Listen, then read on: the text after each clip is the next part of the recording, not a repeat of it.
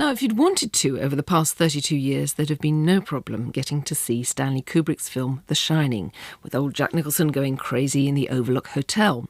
But what would you have seen? A brilliant, gliding, swooping horror film guaranteed to disorient and terrify? Or a closely woven treatise stroke polemic on... Well, you might be able to provide your own suggestion of the film's true meaning. A number of individuals offered theirs to documentary director Rodney Asher, and the result is Room 237. You'll remember that particularly creepy location, which lays out these grand theories about The Shining. They vary from an account of the massacre of Native Americans by white settlers to an apology by Kubrick for his alleged role in faking the moon landings.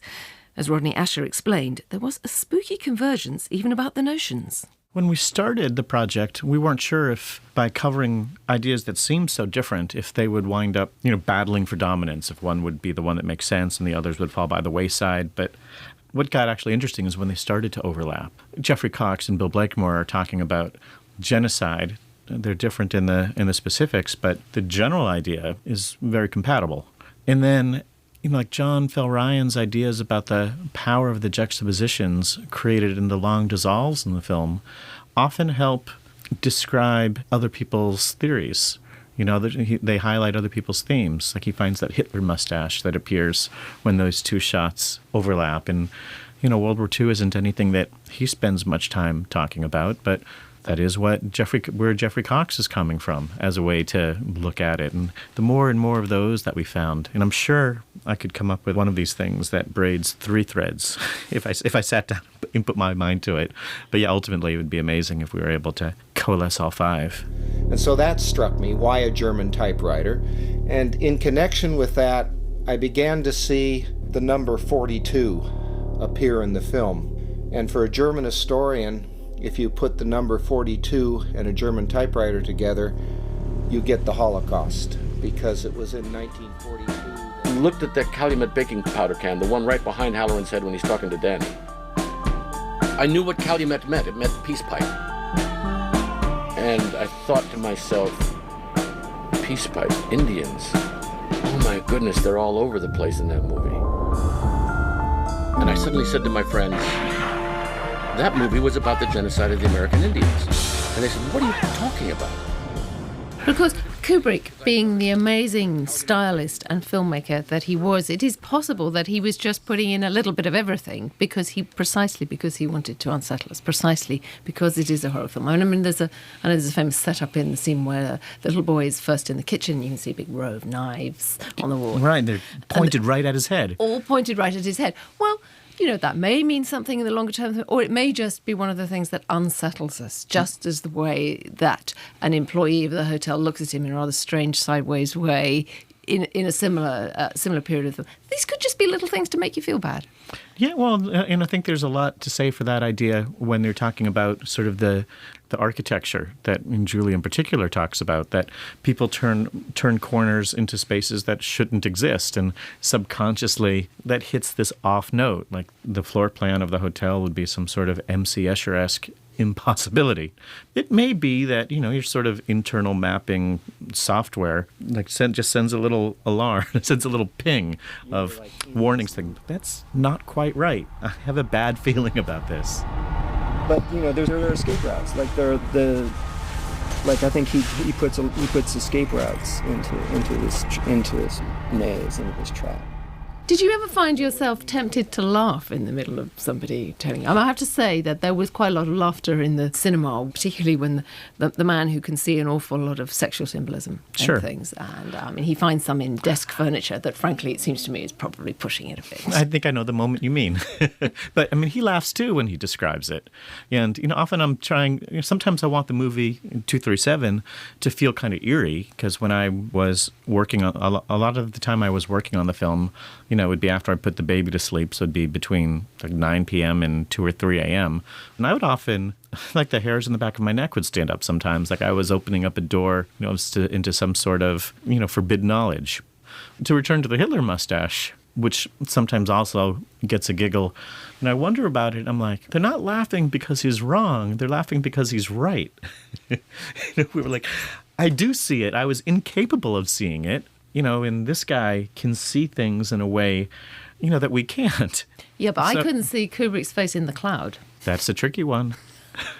Can you? Well, this is going to be a terribly unsatisfying answer, but I think so. You didn't find yourself, as you became incredibly more and more obsessed with the subject of the film, you didn't find yourself sitting in front of the screen typing the same sentence over and over again. Well, but to an outsider, it would have looked an awful like that because I spent the greater part of making this film alone in a house typing, not sure if what I was doing was utterly incomprehensible to every other human being or if it actually might be something that people might be interested in looking at and thinking about. Rodney Asher, and Room 237 is released Certificate 15. And if you want to see The Shining on the big screen, it's back in cinemas from next week. But all this theorising, does it enhance a film? We brought together the critic Adam Smith and the cultural historian Sir Christopher Frayling. The more allegorical and metaphorical a film, in other words, horror movies and westerns, the more sort of remote from day-to-day reality, the more you can actually say almost anything about them and make it stick. And horror movies have had these things adhering to them for many, many years, I think. Don't you think? I mean, yes, I think The Shining is the perfect example because it's full of empty symbolism. It's dream logic, it's nightmare logic, it's full of things that seem that they should mean something. It's precisely Kubrick's point, actually, that they don't. We're looking at a disordered mind and the world seen through a disordered mind. And then you get people who come and see it and find, and I have to say it, they find it talking to them in secret broadcasts their fillings, saying, oh, you know, it's saying this, actually, and not ever admitting that it would be... If Stanley Kubrick wanted to make a point, for instance, about the murder of the Native Americans by the white settlers, there was no difficulty in him doing so. He didn't need to adapt a major horror movie in order to do it. So I think, certainly with horror films, possibly with westerns, which act in a kind of, what's the word for it, moral play kind of way. You can assign... Morality play, yes. plays. Yeah. You can assign meanings to them.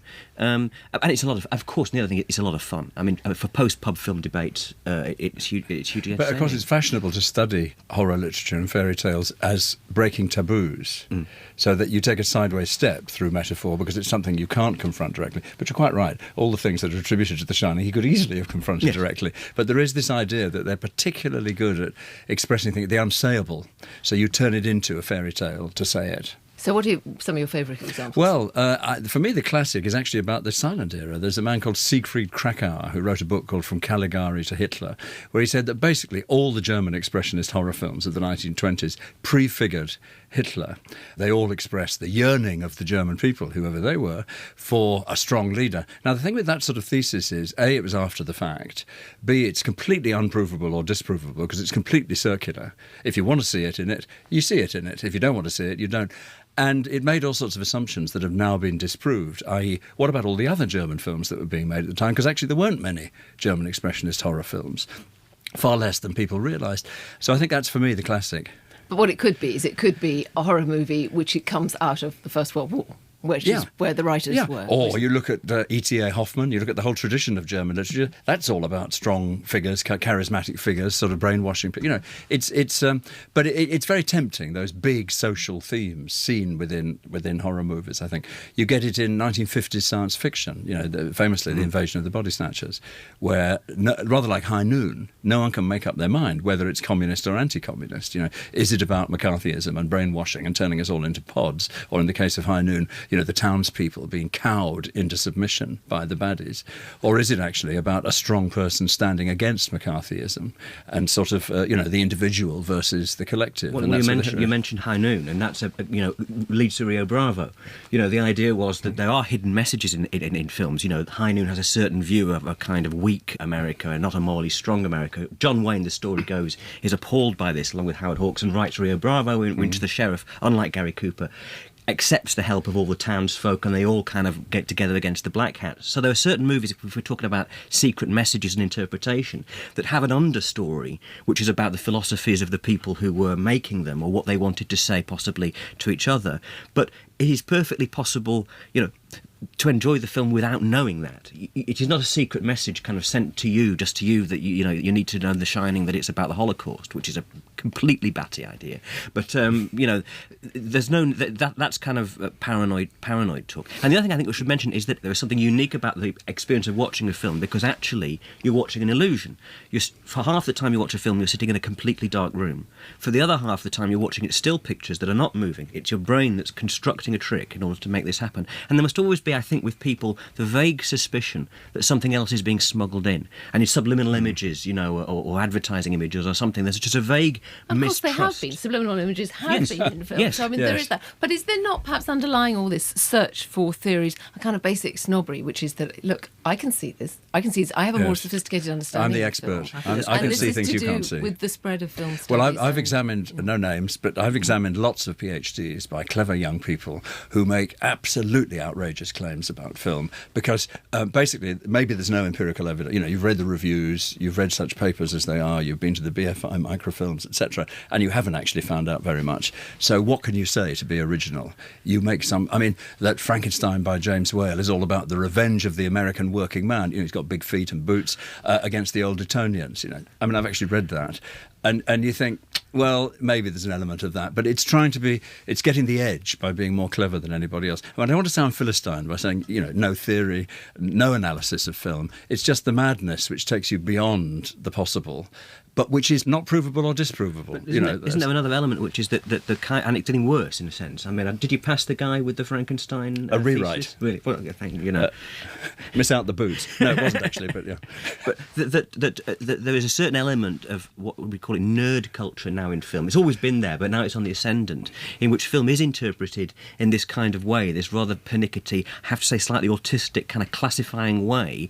And it's very sad, because if you watch The Shining, and that's the movie that this film is about, through these lenses, that it's just giving you secret messages, or it has something to say that it can't quite say properly, you miss a really good film. If you think that it's just a kind of to be decoded, a kind of a puzzle to be solved, I don't think you're watching the film properly. For some reason, Hitchcock does it as well as Kubrick. Mm-hmm. There's an awful lot of books about Hitchcock is all about the act of looking, which is true, certainly, of Rear Window, but it's taken so far now into sort of theories of perception and understanding the visual that, Hitchcock is presented as this extraordinary intellectual who completely understood all the implications of what he was doing and is making movies about making movies all the time. I actually think too much has been said about Vertigo on that, Scott. It was voted the other week as the most important. I just don't get that at all. But I was one of the voters, and I don't get it. But for some reason, academics like Hitchcock as an author to really latch onto and project onto him all the latest literary theories,